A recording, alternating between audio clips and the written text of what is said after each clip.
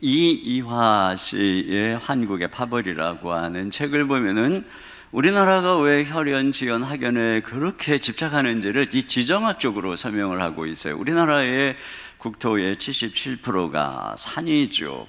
그런데 과거부터 외적의 침입에 도움을 준다는 이유로 이 도로를 잘 닦지를 않았다고 합니다. 그래서 이 마을은 산과 산으로 둘러싸여 있는데 마을을 잇는 길들은 꼬불꼬불 오솔길이다 보니까 그러니까 왕래가 적고, 그러다 보니 자연스럽게 우리 마을, 우리 가족 의식이 강해졌다는 것이죠. 여기다가 효를 중심으로 하는 조선시대 유교 사상으로 인해서 이 문중이라고 하는 혈연주의를 낳았다는 겁니다.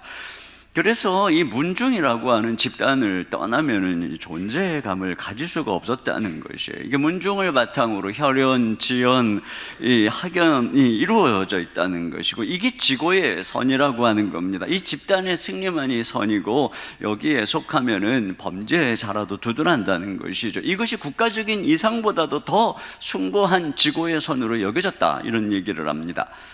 근데 여러분, 오늘 성경은 사랑에는 거짓이 없다, 이렇게 구절에 보니 사랑에는 거짓이 없나니 이렇게 말하고 있어요. 근데 여기 지금 왜 갑자기 사랑을 말하는 걸까요? 지난주에 우리는 모두가 다 이 몸의 지체로 부름을 받았고, 각 지체인 우리는 분량대로, 즉 은사대로 섬겨야 된다, 이런 얘기를 했어요. 그런데 우리가 은사를 따라서 교회에서 봉사하고 섬길 때 기억해야 되는 중요한 원리가 있는데, 그게 뭐냐? 사랑이라고 하는 것입니다. 여러분, 우리 몸 안에는 여러 지체들이 다 있는데 이 지체들을 보세요. 서로 사랑해요. 그렇죠? 이 손이 이 몸을, 이 모든 지체를 사랑하고 아프면 돌보고, 이게 몸이 그렇습니다. 자, 이처럼 사랑으로 몸이 세워지는 것처럼 우리 교회도 이런 사랑으로 섬김으로써 세워지는 존재가 교회라는 거예요. 그래서 에베소서 4장 16절 하반절에 보면 사랑 안에서 스스로 세우느니라, 이렇게 말하고 있어요. 교회는 이런 은사를 가진 성도들이 사랑으로 섬김으로써 스스로 세워지는 그리스도의 몸이라고 하는 것입니다. 그러면 이와 같이 사랑으로 우리가 섬길 때 이 사랑은 어떤 사랑이냐 하는 것이죠. 이 사랑은 오늘 우리가 거짓이 없는 사랑인데, 악을 미워하고 선에 속하라, 이렇게 말하고 있어요. 악을 미워한다는 것은 아주 그냥 소름 끼칠 정도로 혐오하라는 것이고, 대신에 선에 속하라라고 하는 것, 아주 굳게 선에 속해 있어라, 이런 이야기인 것입니다. 이 사랑은 뭐 우리끼리만 사랑해서 세상이 뭐라고 하든 막 편들어주는 그런 사랑이 아니고, 그리스도께서 보여주신 사랑으로서 전혀 악이 없고 오직 선으로만 가득한 사랑이라고 하는 것이죠. 근데 여기에 이 악을 미워하고 선에 속하라고 하는 이 말씀은 우리가 행해야 되는 이 사랑의 본질적인 특성을 말해주는 것입니다. 그래서 이제 뒤로 가면은 17절에도 악으로 악을 갚지 말고 선한 일을 도모하라, 이렇게 또 말하고 있고, 또 21절에 가면은 악에게 지지 말고 선으로 악을 이겨라, 이렇게 말하고 있어요. 그러므로 이 우리의 사랑의 특징이 뭐냐? 악이 조금 더 섞여 있지 않은 그런 사랑이고, 동시에 선함으로만 가득한 사랑이라는 것이에요. 그러니까 사랑이 다른 게 아니라 선을 행하는 것이 사랑이라는 것이죠. 여러분, 주님께서 율법의 요약을 사랑이라고 하셨어요. 그러니까 율법에 있는 온갖 착한 일, 그것들을 행하는 것이 사랑이라는 것입니다. 그리스도께서 우리에게 보여주신 것도 그분이 하신 일은 모두가 다 율법을 이루신 일이고 착한 일입니다. 그것이 사랑이라는 것이죠.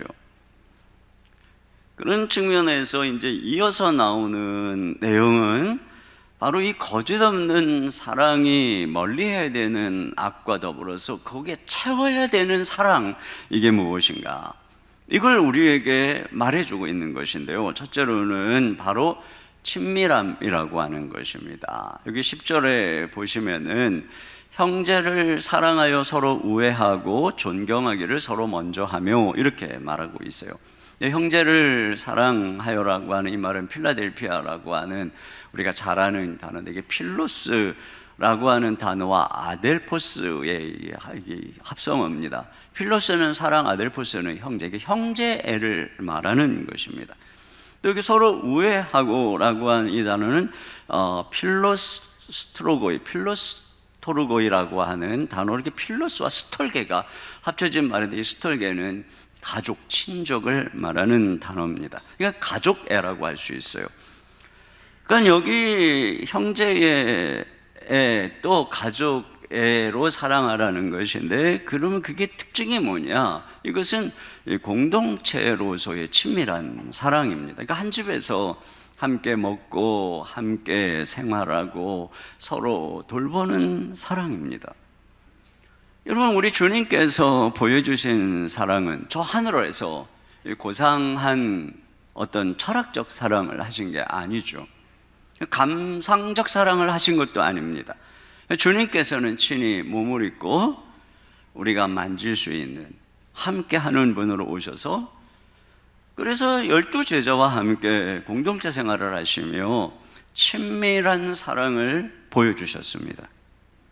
그리고 제자들에게 내가 너희를 사랑한 것 같이 너희도 서로 사랑하라 라고 한 그 사랑은 바로 이러한 이 가족의 형제애와 같은 친밀한 사랑입니다. 여러분, 가족인데도 같이 밥도 안 먹고 서로 대화도 안 하고 눈도 안 마주치고 무관심하고 또 뭐 명절 때도 얼굴 한번 안 비치고 스킨십도 없고 돌보지도 않는다면, 여러분, 이러한 가족 구성원은 다른 사람들에게 근심이고 상처죠. 이게 악인 것입니다. 반면에 함께 서로 친밀히 서로 사랑하고 돌본다면 거기 얼마나 큰 행복이 있어요. 이게 선인 것입니다. 우리가 다락방에서 함께 모이고 함께 기도 제목도 나누고 함께 울고 함께 웃고 서로 먹고 마시고, 이게 선이에요. 여기에 참 행복이 있습니다. 또 우리가 함께 예배할 때 같이 모여서 서로의 얼굴을 보며 한 공동체 확인할 때 주님께서 뭐라 그러냐면, 두세 사람이 내 이름으로 모인 곳에 나도 너희 중에 임재해 계신다라고 말씀하고 있어요.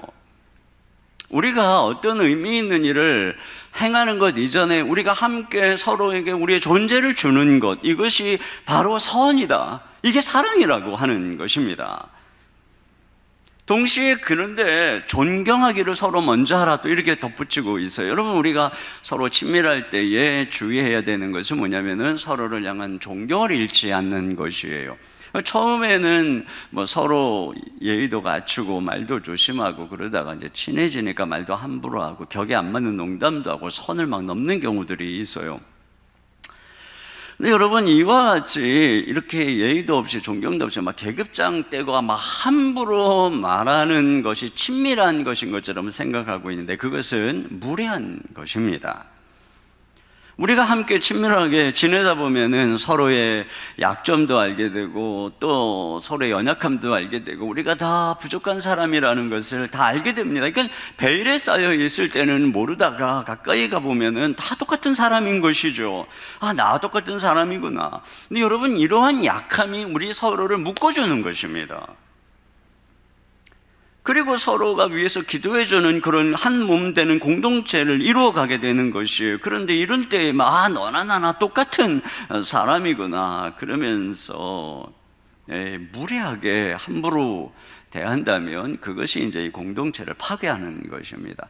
가끔 보면은 꼭 무슨 사명감을 갖고 상대방을 땅바닥으로 끌어내리려는 분이 계세요. 그 농담도 상대방의 꼭 약점을 가지고 웃기는 그런 분들이 있습니다. 여러분, 이것들은 선에서 멀리 떨어진 거예요. 그건 악에 가까운 행위인 것입니다. 베드로가 얼마나 실수가 많아요. 말실수도 많이 해요. 얼마나 허풍이 많아요. 그런데 결국은 그러다가 그가 배신하잖아요. 그러나 주님께서는 그 베드로를 향한 기대와 존중을 버리지 않았습니다. 그리고 나중에 그를 찾아가서 그에게 다시 사명을 주시며 양떼를 맡기죠. 근데 끝까지 신뢰하고 그를 존중했어요. 여러분, 우리가 예수님과 친밀하면 친밀할수록 우리는 예수님에게서 끊임없는 격려를 받습니다.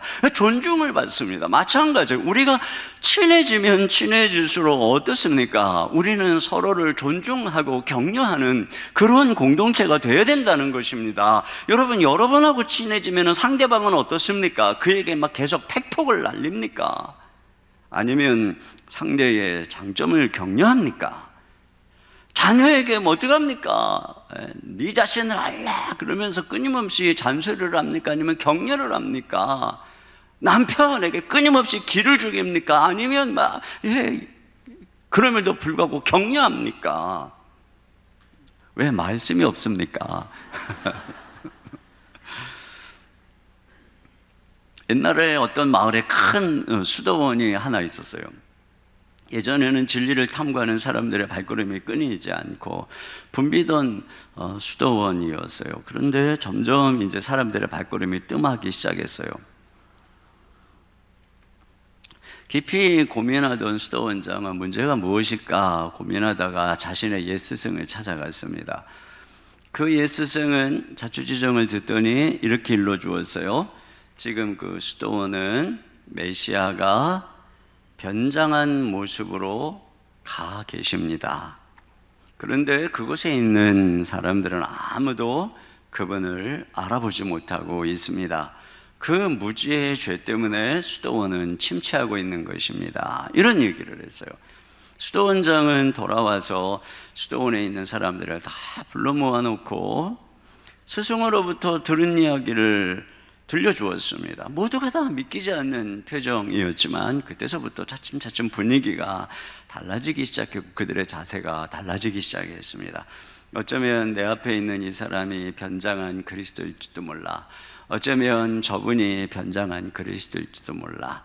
그러면서 그때서부터 말이 달라지기 시작했고 태도가 달라지기 시작했고 사랑과 존경의 모습으로 대하기 시작하자 점점 그 수도원에 대한 좋은 소문이 번져나가기 시작하고 많은 사람들이 기쁨과 감격으로 사랑의 공동체 활력이 넘치기 시작했다는 것입니다.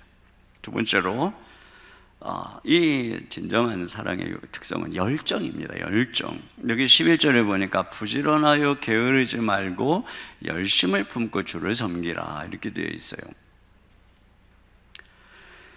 우리가 공동체 안에서 여기 보면 이렇게 주를 섬기라고 그랬죠.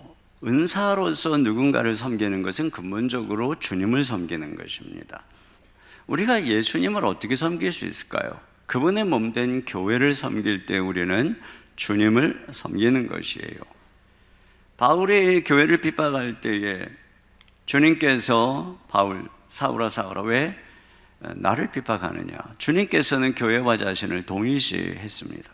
우리가 우리의 은사를 가지고 열심으로 교회의 요소에 오늘도 주보에 보면은 요소에 필요한 몇 명이 어디 필요한지 자세하게 여러분에게 알려드렸는데 그때 우리가 주님을 그렇게 섬기는 것입니다. 그런데 그렇게 우리가 섬길 때에는 부지런하여 게으르지 말라 이렇게 말하고 있습니다. 그러기 위해서 어떻게 해야 되느냐? 부지런하여 게으르지 않으려면 어떻게 되느냐? 열심을 품고 주를 섬기라 이렇게 되어 있어요. 열심을 품어라. 근데 여기 열심을 품다라고 하는 이 단어가 원문으로 직역을 하면은 성령으로 펄펄 끓는 마음을 의미하는 것입니다. 성령으로 펄펄 끓는 마음. 이게 단어가 그렇게 되어 있어요. 그러니까 성령 안에서 우리 마음이 주님을 향한 사랑으로 뜨거워야 된다 이런 것이죠. 그러니까 사랑이라고 하는 것은 근본적으로 대상을 향한 뜨거운 마음입니다. 그러니까 사랑은 무슨 고상한 이상이나 이념이나 철학이 아닙니다. 그러니까 사랑이라고 하는 게 마음이 식어졌다고 하면은 그건 이미 거짓된 것입니다. 부모가 어린아이를 향해서 어린 아기가 태어났는데 막 부지런히 그 아이를 사랑하지 않는다면, 그래서 뭐 기저귀도 제때 안 갈아주고 매우도 뭐 젖도 제대로 안 먹여준다면 그 자체가 죄악인 것입니다. 하지만 엄마의 마음에는 이 자녀를 향한 불타오르는 모성애가 있어요. 그래서 아무리 피곤해도 자신의 생명을 내걸고 사랑하지 않습니까? 사랑은 이처럼 뜨거울수록 선한 것이고 미지근할수록 악한 것입니다. 하나님께서 우리에게 보여주신 사랑은 자신의 아들을 내어주시기까지 뜨거운 것이고, 그리스도께서 우리에게 보여주신 사랑은 우리 대신 저주를 받으시고 목숨을 내어주시기까지 뜨거운 사랑입니다. 이것이 우리 안에 있는 사랑이에요. 그러므로 우리도 그렇게 섬겨야 된다는 것입니다. 근데 여기 앞에 부지런하여 게으르지 말라 이렇게 말하죠. 그러면서 열정을 품고 주를 섬기라. 그러니까 우리가 우리의 마음속에 뜨거운 열정이 있는가에 대한 증거가 뭐냐? 부지런함입니다. 어떤 사람이 게으르면서 나는 뜨겁게 주님을 사랑해, 이건 말도 안 되는 것이죠.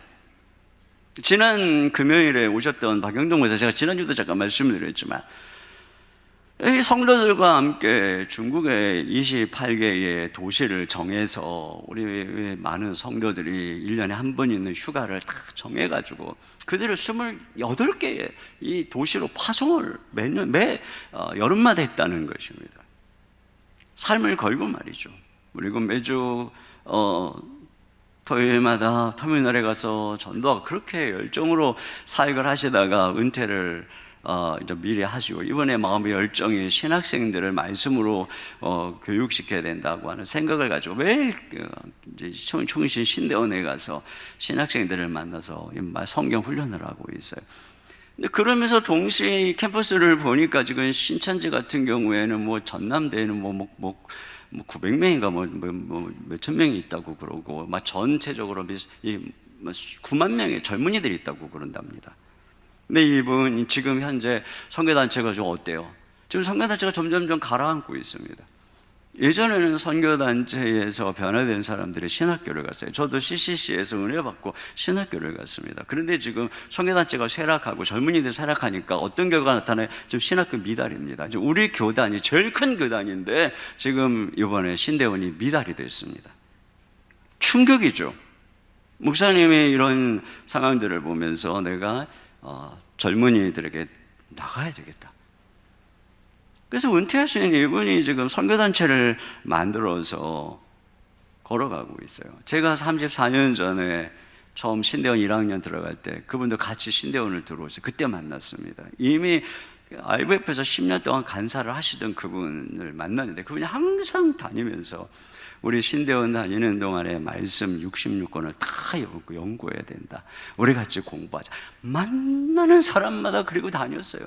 그렇게 만들어진 게 아나톨레라고 하는 이 성경 연구, 이 신대원생들 성경 연구 동아리고, 이것이 모든 신학교에 다 들어가 있습니다. 그런데 지금 34년이 지난 지금도 그분은 동일한 부지런함을 갖고 있어요. 이것이 바로 그분 안에 사랑이 여전히 불타오르고 있다는 증거인 것이죠.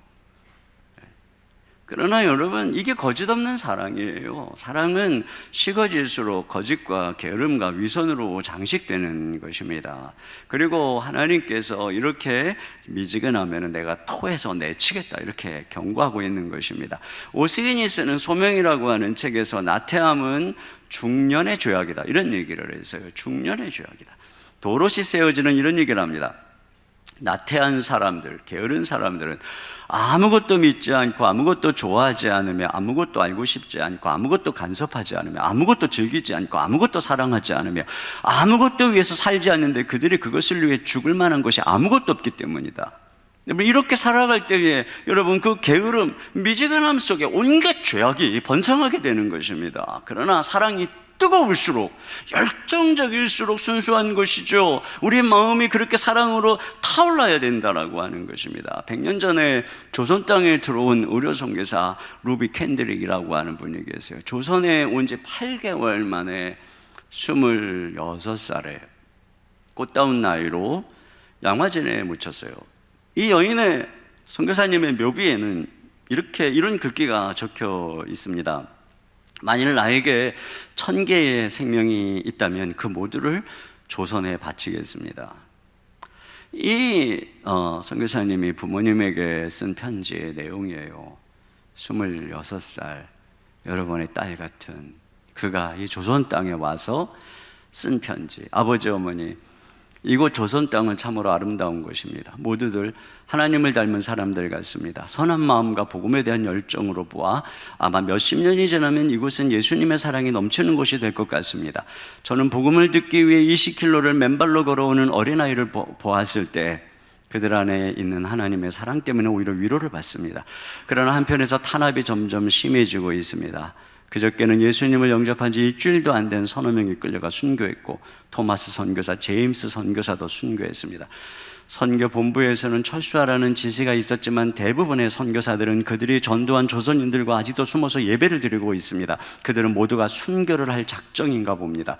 오늘 밤은 유난히도 고향으로 돌아가고 싶습니다. 외국인을 죽이고 기독교를 증오한다는 소문 때문에 부두에서 끝까지 말리셨던 어머니 얼굴이 자꾸 제 눈앞에 어른거립니다. 아버지, 어머니, 어쩌면 이 편지가 마지막일 수도 있습니다. 제가 이곳에 오기 전에 뒤뜰에 심었던 한 알의 씨앗이 이제 내년이면 온 동네가 꽃으로 가득하겠죠.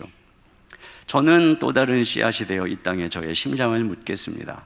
바로 이것은 제가 조선을 향해 가지는 열정이 아니라 하나님이 조선을 향해 가지신 열정이라는 것을 알게 되었습니다. 아버지, 어머니, 사랑합니다. 열정, 하나님의 뜨거운 열정, 식지 않는 이것이 선입니다.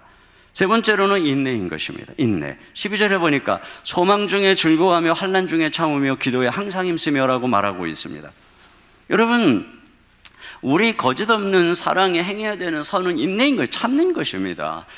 공동체가 때때로 보면 굉장히 친밀하고 막 서로 뜨거운데 조금 어려움이 생기면 금방 식어지고 조금 문제가 생기면 금방 시험에 드는 경우들이 종종 있습니다. 그러나 진정한 사랑은 인내라고 하는 오래 참는 특성을 가지고 있습니다. 여기 보면은 이 소망의 즐거움이 나오고 또 환난 중에 참고 인내함이 나오고 항상 기도함이 나오는데, 여기 이 중간에 있는 이 환난 속에 인내, 참는 것, 이게 이제 핵심 키워드인데, 이러기 위해서는 어떻게 되는가가 나오는 거죠. 그러기 위해서는 우리가 소망 가운데 즐거워할 줄 알아야 된다는 것이에요. 소망 가운데. 여러분, 우리 예수님께서 어떻게 하셨습니까? 예수님이 고난의 십자가를 지고 갈 때 그 너머에 있는 영광, 그 즐거움을 바라보면서 소망 속에 이 십자가를 끝까지 견디고 참아낸 것입니다. 이 땅에서 때때로 우리 뜻대로 안 되는 일이 있을 수가 있겠죠. 또 우리 자녀들이 대학에 낙방하고 취업에 실패하고 또 남편 사업이 잘 안 되고 이런 일들이 또 때때로는 승진에 실패하고 때로는 명예퇴직을 경고받기도 할 수도 있겠습니다. 그러나 결국 우리는 이 모든 것들이 다 합력하여 선을 이루시는 것들을 믿음으로 바라보면서 그 소망 중에 오히려 우리가 열심히 기도하며 하나님이 합력과 선을 이룰 것들을 즐거워하면서 견디는 것이죠. 계속 견딘다는 게 뭡니까? 계속 선을 행하며 계속 섬기며 사랑하며 걸어가는 것입니다. 그런데 동시에 우리가 여기 항상 기도에 힘써야 된다, 이렇게 말하고 있어요. 여러분, 소망은 미래의 것이고 환난은 현재의 것입니다. 현재의 환난 속에서 미래의 소망, 이걸 이어주는 게 뭡니까? 이게 기도인 것입니다. 이게 이 기도죠. 이 땅과 하늘을 이어주는 것이 기도인 것이에요. 여러분, 기도 말고 뭐가 이어주겠습니까? 환난의 고난의 현실 속에서 그 미래의 소망이 오늘 우리의 것이 되도록 하는 그 미래가 오늘 우리의 삶에 쳐들어오게 만드는 게 뭐냐? 그게 기도인 것입니다. 제가 늘 말씀드리지만 저와 여러분은 모두 다 하나님의 약속을 받았어요. 소망을 약속으로 받았어요. 축복을 받았어요. 그런데 삶 속에 여전히 그 약속과 축복이 여전히 하늘에 있는 사람이 있고 삶에 실현된 사람이 있단 말입니다. 그걸 나누는 게 무엇입니까? 그게 기도인 것입니다. 기도할 때 여러분, 우리는 하나님과의 끈이 연결되는 것이고, 기도할 때에 하나님이 기도를 통해서 이 당신의 뜻들을 우리의 삶 속에 실현하시겠다고 말씀하신 것입니다. 그러니까 기도할 때 또한 하나님이 은혜를 주셔서 여전히 그게 미래지만 주님이 지금 주시는 평강 속에서 미래를 현재 누리며 걸어가게 해주시는 것입니다. 그게 꼭 실현돼서만이 아니라 주님이 지각에 뛰어난 평강을 통해서 오늘 미래를 두려워하지 않고 살아가게 해주시는 힘은 어디서부터 얻습니까? 기도인 것이에요. 그런데 기도하지 않으니까 낙심하는 것이에요. 우울하고 절망하고 인내심이 바닥이 나서 애들에게 소리 지르고 남편에게 소리 지르고 자꾸 지금 죄송합니다. 요즘 남편들이 불쌍해서 제가 좀 그러는 것입니다. 인내를 포기하는 거죠. 인내를 포기하는 거. 여러분, 우리가 기도를 멈추잖아요. 섬김도 내려놓게 됩니다. 여러분, 아이들이 말이에요, 공부 좀 하려고 그러면은 얼마나 힘들어요. 유혹도 많고 때때로는 성적도 잘 안 오르고. 그래서 그 애가 공부 안 하고 인내하지 않고 학원도 안 가고 게임만 하고 있다면 미래가 어떻게 되겠습니까? 이번에 떨어져서 너무 낭망해가지고 될 대로 되라 그리고 마음대로 살아간다면, 그러니까 인내하고 참고 계속 열심히 노력하지 않으면 어떻게 되겠어요? 미래가 잘 안 되죠. 당연히 안 되는 겁니다. 그렇게 살면 마찬가지입니다. 기도하지 않으니까 힘들어요. 그럼 힘들면 어떻게 합니까? 조금만 기도하지 않으니까 조금만 어려움이 와도 인생이 그냥 전체가 절망한 것처럼, 망한 것처럼 절망하고, 별것도 아닌 일에 시험 들고 믿음 생활 게을리하고 섬기는 거 다 포기하고. 이게 뭡니까? 인내하지 않는 것이죠. 기도도 전처럼 안 하고 예배도 전처럼 안 드리고 섬김과 봉사제도 다 뒤로 하고 인내를 안 하는 거예요. 인내 안 하면 어떻게 되는 것입니까? 인내 안 하는 미래가 밝다. 여기 뭐 성경에 이렇게 나와 있어요? 안 되는 거예요. 그러니까 이게 마귀의 유혹입니다. 끝까지 인내해야죠. 여러분, 그때 비로소 아름다운 결실을 맺는 것입니다. 욥도 그랬고 아브라함도 마찬가지예요. 그러니까 이 인내하려면 어떻게 해야 돼요? 기도해야 되는 것입니다. 새벽기도 나오세요. 힘들면 힘들수록. 또 여러분, 수요 우리 한마음 기도에 나와서 기도하시고, 요즘에 우리 좋은 강사님 모시고 금요일에 많은 분들이 나와서 기도하고 있어요. 기도하세요. 기도. 보면 항상 새벽에 나오는 사람이 수요일날이고, 수요일날 나오는 사람이 금요일날 나오고, 안 나오는 사람은 셋 다 안 나와요. 셋 다. 그러니까 맨날 절망하고, 맨날 시험 들고. 좀 이겨보세요. 이겨봐 좀. 죄송합니다. 제가 좀 여러분한테 자극 좀 하려고 그래요. 맨날 위로만 해주니까 그냥 이러고 계신 것 같아서. 이겨야 됩니다. 이겨야 돼. 끝까지 인내해야 됩니다. 여러분, 앨런 크라이더라고 하는 분이 초기 교회와 인내의 발효라고 하는 책을 썼는데, 어떻게 이 초대교회가 성장했는가? 우리 많은 사람들은 이 로마 교회 콘스탄틴이 기독교를 국교로 만들었기 때문에 이렇게 성장했다고 말하지만, 사실은 기독교를 콘스탄틴이 로마의 이 국교로 만들 수밖에 없을 정도로 교회가 폭발적으로 성장하고 있었습니다. 그리고 이유가 뭐냐? 여러 가지가 있어요.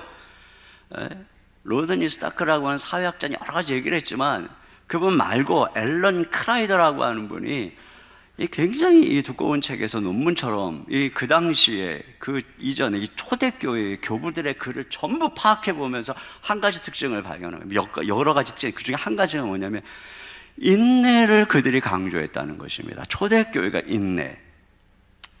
오히려 선교하고 이렇게 전도하라 이런 말씀보다는 이들이 항상 그들의 삶 속에 인내하도록. 그래서 초대교회의 성경의 통찰은 성경의 핵심이 인내라고 말한다는 것입니다. 예수님께서 오셔서 보여주신 것이 인내였다는 거예요. 죄인의 모양으로 오셔서 살아가신 삶의 여정이 인내의 과정이었고, 거역한 자를 참으시고 천사를 동안하지 않으시고 복수의 칼을 사용하기를 거부하시고 조롱과 침뱉음을 참으셨어요. 죽기까지 인내하셨다는 것입니다. 이런 예수 그리스도를 통해서 하나님이 보여주신 하나님의 근본적 성품이 뭐냐? 인내라고 하는 것입니다. 오르게 디오게네스는 이런 얘기를 해서 세상을 구경꾼으로 가득 찬 극장으로 얘기를 하면서 그들은 그리스도인들이 고난 속에 어떻게 대응하는지를 보고 있다는 것입니다. 그리고 그들이 인내하는 모습을 보고 변화되었다라고 말하고 있습니다. 터툴리아누스는 이렇게 얘기합니다. 인내는 이교도들을 매료시키고 노예를 그의 주인에게, 그리고 주인을 하나님께 천거한다. 인내는 여인을 아름답게, 남자는 완전하게 만든다. 어린아이 안에 있는 인내는 사랑받게 하고, 젊은이 안에 있는 인내는 칭송받게 하며, 노인 안에 있는 인내는 존경을 얻게 한다. 모든 사람에게 인내는 매력적이다. 이것입니다. 마지막으로 베품입니다. 마지막으로 진정한 사랑의 중요한 특징은 베품입니다. 13절에 보니까 성도들의 쓸 것을 공급하며 손대접하기를 힘쓰라, 이렇게 말하고 있습니다. 성도들, 궁핍한 성도들의 쓸 것을 공급하는 것, 또 나그네를 대접하는 것. 여러분, 그 야고보서에 보면은 성도의 궁핍함을 보면서도 쓸 것을 주지 않는다면은 그렇게 행함이 없는 믿음은 죽은 믿음이다, 이런 얘기를 합니다. 또 요한 3서에 보면은 사도 요한은 나그네된 전도자를 영접하지 않는 디오드레베를 향해서 악한 자라고 이야기를 하고, 반면에 나그네된 형제들을 영접한 가이오 장로를 향해서는 너의 영혼이 잘된 같이 범사가 잘되고 강건하기를 축복한다고 축복하고 있는 것을 보게 되는 것이죠. 그러니까 보세요, 나눠주는 것이 선입니다. 그리고 인색한 것이 악입니다. 특별히 우리가 시간도 나누고 삶도 나누고 재능도 나누지만 여기 물질을 나눠야 된다고 말하고 있어요. 부자 청년이 율법의 모든 것을 다 지켰다. 그러니까 얼마나 모범적으로 살았어요. 그런데 주님이 한 가지 부족한 것을 보셨죠. 너의 재산을 팔아서 가난한 자에게 나눠주고 너는 나를 따르라. 그러나 그는 그렇게 하지 못했습니다. 그러나 여러분, 복음은 이런 인색함을 파괴하는 것입니다. 부여하신 주님께서 우리를 부욕해 하시려고 자신의 모든 것들을 내어주시고, 자신이 목숨까지 내어주셨어요. 아들을 내어주신 하나님 아버지는 우리의 삶의 모든 필요를 공급하시고 채워주시고 우리에게 복을 주시는 하나님이십니다. 그렇기 때문에 우리는 그런 엄청난 복을, 엄청난 사랑을 하나님으로부터 받았기에 우리는 나누는 존재로 부름받는 것이, 복의 통로로 부름받는 것입니다. 우리가 주님께 드리는 10의 1조는 하나님께서 우리에게 주신 것의 일부를 나누는 것입니다. 그것이 우리가 하나님께 인색함을 깨는 첫걸음인 것이죠. 교회는 그것을 통해서 공동체를 세우고 이 어려운 이웃과 다음 세대들을 세워가고 있는 것입니다. 그리고 어떤 분들은 그 이상의 것들을 나누며 섬기죠. 여러분, 이와 같이 우리의 삶 속에 나눔이 풍성할수록 우리는 인색함이라고 하는 악을 점점점 멀리하는 것이고 선에 가까이 가는 것이며, 반대로 인색할수록 우리는 악에 가까이 가는 것이에요. 그리고 우리가 이와 같이 어려운 이웃들과 나누어주고 구워줄 때 가난한 것이라 하나님이 오히려 더 풍성하게 채워주신다라고 약속을 하고 있으며, 그의 자손이 꾸임을 당하지 않고 걸식하지 않게 될 것이라고 축복을 약속했습니다. 우리의 자녀를 향한 미래의 투자는 그들에게 많은 걸 남겨주는 것이 아니라 오히려 하나님을 위해서 심는 것입니다. 그리고 우리가 여기서 나누는 삶이야말로 궁극적으로 우리가 바라보는 이 본향의 하늘이라고 하는 것을 드러내는 것이에요. 벤다이크라고 하는 분의 대저택이라고 하는 소설이 있습니다. 어느 부자가 천국에 갔습니다. 천사가 인도하는 대로 자기 집을 찾아갔는데 아주 조그맣고 초라한 오두막에 나타났어요. 보기에도 민망한 오두막이 그 부자가 살아가야 될 집이었다는 거죠. 너무 어이가 없었어요. 그런데 자기 집 옆에는 한참 으리으리한 대저택이 지어지고 있는 것입니다. 누구 집이냐고 물었더니 자기와 한 동네에 살던 초라한 의사의 집이라는 겁니다. 자기 입에 형편없는 그가 어떻게 저런 맨션에 살 수 있느냐고 말을 했더니 천사가 이런 얘기를 합니다. 당신도 알다시피 지금 짓고 있는 건축자재는 모두 본인이 세상에서 사는 동안 부지런히 보내온 것들입니다. 당신은 너무 적게 보내서 당신이 평생 보낸 자재만으로는 이 오두막의 이 쉽사리 지붕도 제대로 씌울 수가 없을 정도입니다. 그러나 저 대저택을 보세요. 당신이 잘 아는 가난한 의사집인데 그는 평생 동안 남에게 나누어 주고 하나님께 드리는 것을 기쁨으로 알고 살아서 너무나 많아서 저렇게 큰 대저택을 짓고도 남을 정도가 되었습니다. 물론 지어낸 이야기죠. 그러나 공감이 가는 얘기 아닙니까?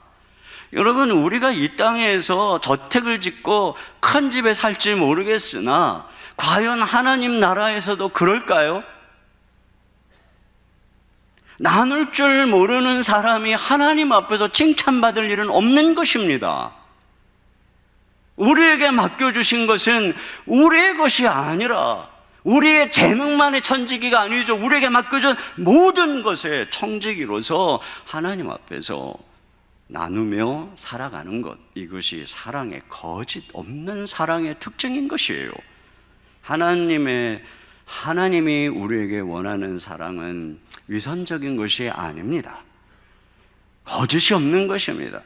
진정한 사랑의 모조품은 에로스죠. 이건 자기 만족적인 사랑입니다. 그러나 우리 주님이 보여주신 사랑은 자기 목숨을 내어주시는 사랑입니다. 우리는 그 완전한 사랑을 받았고, 그렇기 때문에 그분 안에서 행복할 줄 알고, 그분 안에서 소망을 갖고, 그분 안에서 기뻐할 줄 알기 때문에 우리는 인색함이라고 하는 구두쇠의 영감을 처형하고 나눌 수 있는 삶을 살게 되는 것이죠. 이것이 복음의 능력인 것입니다. 우리는 그렇게 아름다운 분을 닮아가는 것이에요. 우리는 이 시간에 성찬식을 행하려고 하는데, 여러분, 이 성찬식을 통해서 우리는 먼저 우리를 위해 모든 것을 내어주신 그분의 생명에 연합해서, 그래서 그 생명의 은혜를 다시 기억하고 그 은혜에 참여하는 것입니다. 그리고 우리가 그분께 감사하고 그 아름다운 분을 닮아가고자 하는 것입니다. 동시에 우리가 이 성찬 예식을 통해서 이 성찬 예식의 떡을 같이 떼는 다른 성도들과 우리가 한 몸임을, 우리가 서로 지체임을, 우리가 이들을 섬겨야 되는, 사랑해야 되는 존재임을 다시 한 번 더 기억하는 것이에요.